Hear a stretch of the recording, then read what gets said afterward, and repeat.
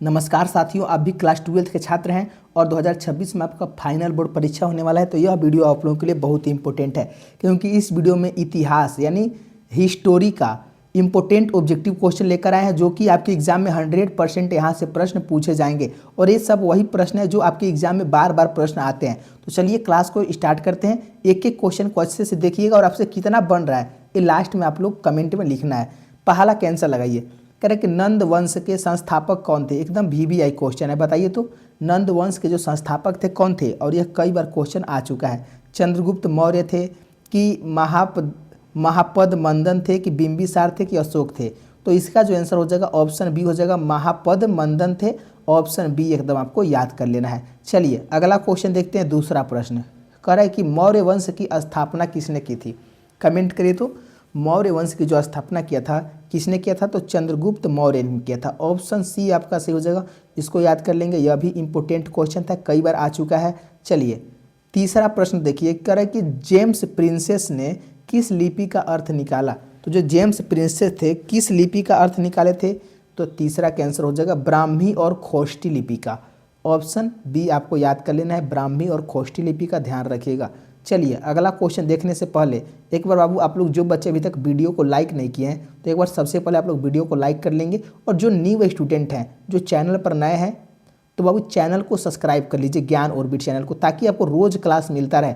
और जो हम क्लास कराते हैं बाबू उस सब आपके एग्जाम में लड़ने वाला प्रश्न करवाते हैं, फालतू प्रश्न हम नहीं करवाते हैं। चलिए चार का आंसर लगाइए अब कि प्रियदर्शी का अर्थ क्या है। कमेंट करिए, चार का आंसर क्या हो जाएगा। प्रियदर्शी का जो अर्थ होता है ना, मनोहर मूर्खाकृति वाला राज्य होता है। क्या होता है। प्रियदर्शी का अर्थ होता है मनोहर मूर्खाकृति वाला राज्य होता है। ऑप्शन ए आपका सही हो जाएगा। ऑप्शन ए को ध्यान रखेंगे। चलिए पांचवा प्रश्न देखिए कि अशोक किस धर्म के सबसे प्रसिद्ध शासक माने जाते थे। तो जो अशोक थे ना वो बौद्ध धर्म के, किस बौद्ध धर्म के प्रसिद्ध शासक माने जाते थे। ऑप्शन बी आपका सही हो जाएगा। ऑप्शन बी को याद कर लेंगे। चलिए अगला क्वेश्चन देखते हैं। छठवां प्रश्न कह रहा है कि कृषि का प्राथमिक उद्देश्य क्या था। कमेंट करिए, 6 का आंसर लगेगा। तो कृषि का जो प्राथमिक उद्देश्य था क्या था। लाभ कमाना, निर्यात करना, लोगों का पेट भरना, कर देना। यानी 6 का आंसर क्या हो जाएगा। ऑप्शन सी हो जाएगा, लोगों का पेट भरना। ऑप्शन सी आपका सही हो जाएगा। सातवां क्वेश्चन देखिए, कह रहे कि किस क्षेत्र में चावल की खेती होती है। कमेंट करिए तो 7 का आंसर लगेगा। किस क्षेत्र में चावल की खेती होती है। 7 का आंसर क्या हो जाएगा बाबू। तो याद रखेंगे 7 का आंसर हो जाएगा ऑप्शन सी, सॉरी बच्चों ऑप्शन बी हो जाएगा, 40 सेंटीमीटर अधिक वर्षा वाले क्षेत्र में। यानी ऑप्शन बी आपका सही हो जाएगा। ऑप्शन बी को याद कर लेंगे। अगला क्वेश्चन देखिए, आठवां प्रश्न करे शाहजहां के समय किस नहर का निर्माण पंजाब में सिंचाई के लिए किया गया था। तो किस नहर का निर्माण किया गया था। तो 8 का आंसर याद रखेंगे, शाह नहर का। शाहजहां में शाह नहर का निर्माण किया गया था। ऑप्शन सी आपका सही हो जाएगा, इसको भी ध्यान रखेंगे। चलिए 9 क्वेश्चन कह रहा है कि सिंचाई के लिए खेतों को जोतने के लिए किसे का प्रयोग किया जाता है। लोहे के नुकीली फाल का। बिल्कुल सही आंसर, यानी ऑप्शन ए आपका सही हो जाएगा, लोहे की नुकीली फाल का प्रयोग किया जाता है। ऑप्शन ए को याद कर लेंगे। चलिए 10 का आंसर लगाइए। तो कह रहे कि वर्ष में कितनी फसलें उगाई जाती थी जहाँ सिंचाई के साधन थे। यानी एक वर्ष में कितनी फसलें उगाई जाती थी। 1 2 3 4।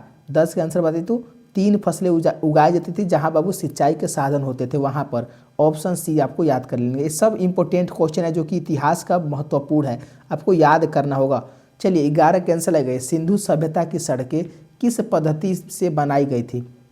तो सिंधु सभ्यता की जो सड़कें थे किस पद्धति से बनाई गई थी। ग्रिड पद्धति, चौकोर पद्धति, वृत्ताकार पद्धति की त्रिकोणीय पद्धति। क्या हो जाएगा। 11 का आंसर याद रखेंगे, ग्रिड पद्धति से बनाई गई थी। ऑप्शन ए आपको याद कर लेना है। अब देखते हैं अगला प्रश्न। 12वां प्रश्न कह रहा है कि सिंधु सभ्यता के लोगों का समाज किस प्रकार का था। तो सिंधु सभ्यता का लोगों का जो समाज था, 12 का आंसर क्या हो जाएगा। तो मातृसत्तात्मक था। कैसा था। मातृसत्तात्मक था। ऑप्शन ए आपको याद कर लेना है। अगला क्वेश्चन 13 प्रश्न कह रहा है सिंधु सभ्यता में लोग किस दिशा में अपने पूर्वजों को दफनाते थे। तो याद रखेंगे उत्तर से दक्षिण दिशा में। किस दिशा में। उत्तर से दक्षिण दिशा में दफनाते थे। ऑप्शन ए आपको सही हो जाएगा। नेक्स्ट क्वेश्चन देखते हैं। 14 प्रश्न कह रहा है कि सिंधु सभ्यता के लोग किस सामग्री से हल बनाते थे। तो किस सामग्री से हल। लकड़ी, पत्थर की, टेराकोटा से। देखिए याद रखेंगे टेराकोटा यानी पक्की मिट्टी के। ऑप्शन सी आपको याद कर लेना है। चलिए अगला क्वेश्चन लगाइए 15 प्रश्न कि हड़प्पा सभ्यता के लोग किस धातु से अपरिचित थे। तो याद रखेंगे जो हड़प्पा सभ्यता के लोग थे ना वो लोहा से अपरिचित थे। ऑप्शन डी आपको याद कर लेना है। ये सब VVI क्वेश्चन है जो कि आपके एग्जाम में लड़ेगा, इतना ध्यान रखिएगा। और अभी तक लाइक नहीं किया वीडियो को तो लाइक कर लीजिए और चैनल को जरूर सब्सक्राइब कर लेंगे। 16 का आंसर लगे कौन सा वर्ग जो है फर्जी बिक्री के जरिए अपनी जमींदारी बचाने का प्रयास करता था। तो कौन सा वर्ग है, तो 16 का आंसर याद रखेंगे जमींदार वर्ग है। ऑप्शन सी आपका सही हो जाएगा। नेक्स्ट क्वेश्चन देखते हैं 17 प्रश्न कह रहा है कि पांचवी रिपोर्ट किस वर्ष ब्रिटिश संसद में पेश की गई थी। तो पांचवी रिपोर्ट किस समय किया गया था, तो 1813 में किया गया था। ऑप्शन बी आपको याद कर लेना है। जो बच्चे बी आंसर लगा रहे हैं बिल्कुल सही आंसर है। चलिए नेक्स्ट क्वेश्चन लगाइए 18 प्रश्न। क्वेश्चन नंबर 18 कह रहा है पांचवी रिपोर्ट किस कंपनी के प्रशासन के बारे में थी। तो ये बाबू फ्रेंच ईस्ट इंडिया कंपनी के बारे में थी। ऑप्शन सी आपको याद कर लेना है। जो सॉरी बच्चों, ऑप्शन सी नहीं, यहाँ पर ब्रिटिश इंडिया कंपनी होगा। ऑप्शन बी ये ध्यान रखेंगे। Option B British East India company के बारे में थी। ऑप्शन बी आपको याद कर लेना है। नेक्स्ट क्वेश्चन देखते हैं 19 प्रश्न। क्वेश्चन नंबर 19 कह रहा है कि पांचवी रिपोर्ट में कितने पृष्ठ थे। तो पांचवी रिपोर्ट में याद रखेंगे 1002 पृष्ठ थे। कितने थे, 1002 पृष्ठ थे।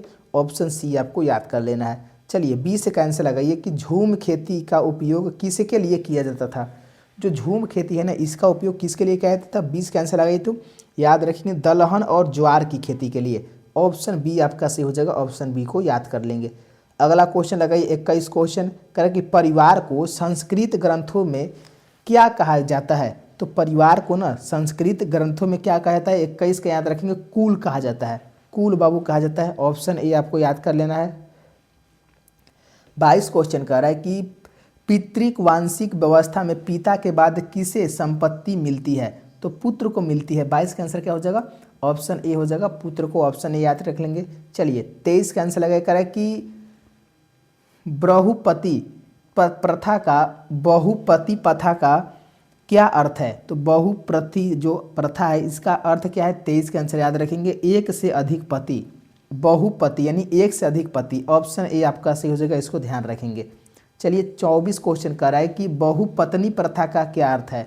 तो बहुपत्नी प्रथा का अर्थ है बाबू कि एक से अधिक पत्नियां। ऑप्शन ए आपका सही हो जाएगा। ऑप्शन ए को ध्यान रखेंगे। चलिए 25 का आंसर लगाइए कि विवाह के कितने प्रकार होते थे। तो विवाह के याद रखेंगे 8 प्रकार होते थे। कितने, 8 प्रकार होते थे। ऑप्शन सी सही हो जाएगा। चलिए 26 क्वेश्चन कर रहा है कि कबीर की वाणी का संग्रह किस ग्रंथ में है। तो कबीर की वाणी का जो संग्रह है किस ग्रंथ में है। तो 26 का आंसर याद रखेंगे बीजक ग्रंथ में है। ऑप्शन बी आपका सही हो जाएगा। ऑप्शन बी को ध्यान रखेंगे। 27 क्वेश्चन कर रहा है कबीर के गुरु कौन थे। तो कबीर के जो गुरु थे ना वो रामानंद थे। कौन थे, रामानंद थे। ऑप्शन ए सही हो जाएगा। तो बाबू आज 27 ही क्वेश्चन कराएंगे। आप लोग 27 में कितना सही किए कमेंट करिए तो। और अभी तक जो बच्चे लाइक नहीं किए वीडियो को लाइक कर लेंगे और चैनल को सब्सक्राइब कर लेंगे ताकि जो नेक्स्ट क्लास है हिंदी का आपको एकदम मिल जाएगा। और इंपॉर्टेंट क्वेश्चन कराने वाले हैं तो अभी चैनल को सब्सक्राइब कर लीजिए। मिलते हैं अगले क्लास में। धन्यवाद दोस्तों। जय हिंद दोस्तों।